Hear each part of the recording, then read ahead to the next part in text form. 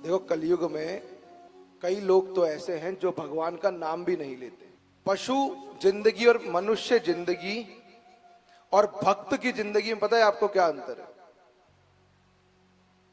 पशु जिंदगी यानी मैं पशु की बात नहीं कर रहा, मनुष्य में रूप लेने के बाद पशु जिंदगी जीना, फिर मनुष्य जिंदगी और मनुष्य में ही भक्त रूपी जीवन जीना, इन तीनों में भेद है। मनुष्य रूपी जीवन रूप धारण करने के बाद पशु जीवन से अभिप्राय है कि जो व्यक्ति मनुष्य रूप धारण करके भी भगवती आदि शक्ति की उपासना नहीं करता, नित्य उनके मंदिर में बैठकर कुछ क्षण ही सही उनकी भक्ति उनके भजनों का आनंद नहीं प्राप्त करता, जो भगवती को सिर्फ अपने लोभ के लिए याद करता हो, वह जीवन मनुष्य पशु जीवन है। ऐसे जीवन जीने से आपका जीवन निरर्थक है। इस जीवन को जीने का कोई उद्देश्य नहीं है।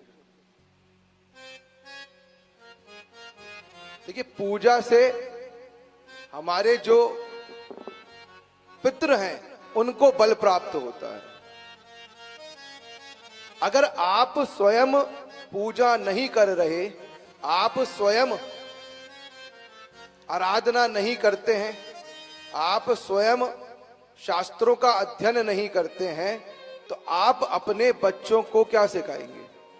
इसलिए पशु जीवन जीने से अच्छा है आप इस जीवन को ना जिए, क्योंकि ये पृथ्वी पर भार बढ़ाता है। आप अगर मंदिर में जाकर 2 मिनट बैठकर भगवती की उपासना नहीं कर रहे, सिर्फ फॉर्मेलिटी पूरी कर रहे हो, आप गए दीप प्रज्वलित करा, भगवती मेरी आज ये मीटिंग है, मैं उस मीटिंग में जा रहा हूं और मेरा ये करा देना और जय सिया राम। अच्छा मुझे एक चीज बताओ, आप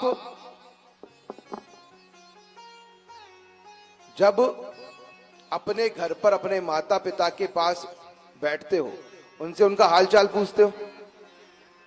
नहीं पूछते हो? तो कितने ऐसे लोग हैं जो मंदिर में बैठकर प्रभु से ये पूछें, प्रभु तुम कैसे हो, आपने भोजन प्रसाद ग्रहण किया या नहीं किया? अरे बताओ, सर्दी जब आती कितने दिन पहले तुम अपने लिए वो सर्दी के वस्त्र निकाल लेते हो?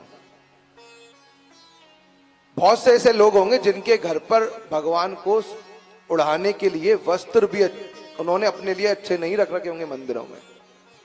देखिए भाव है, हमारे वस्त्र देने से ना तो उनको सर्दी लगनी है ना गर्मी लगनी है। आप पंखा लगाओ मत लगाओ, ये भाव है। और अगर भाव नहीं होता तो मुझे लगता है हमारे धर्म में जो मूर्ति पूजन का विधान है वो भी नहीं होता, क्योंकि जिस मूर्ति की हम पूजा करते हैं उस मूर्ति को मूर्ति बनाने वाला उसी मूर्ति पर चढ़कर छैनी और हथौड़ी से उस मूर्ति को आकृति प्रदान करता है। हमारा भाव कब जगता है? जब वह मूर्ति मंदिर में स्थापित होकर उसकी प्राण प्रतिष्ठा कर दी जाती है। तो इतने भी स्वार्थी मत बनो कि तुम्हारा संबंध तुम्हारे इष्ट से सिर्फ अपनी इच्छाओं की पूर्ति के लिए रह जाए। अंत में भक्त का जीवन, देखो देखो सदैव अपने हृदय में प्रभु का ध्यान करता रहता है।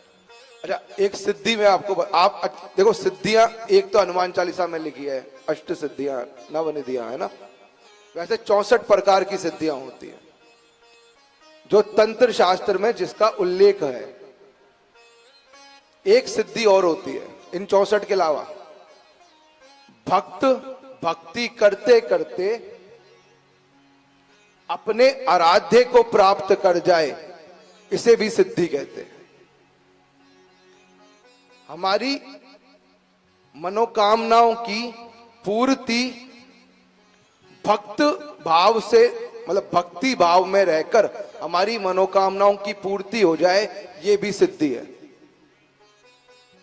सिद्धि का अभिप्राय सिर्फ हम लोग सिद्धि का अभिप्राय किससे करते हैं? चमत्कार दिखाने से। इसके अलावा हम सिद्धि के विषय में हमें कुछ नहीं पता। तो हमको कुछ चीजों को जीवन में बदलना चाहिए। और जो व्यक्ति भगवती की उपासना नहीं करता वह इस लोक में और परलोक में दुखी ही रहता है।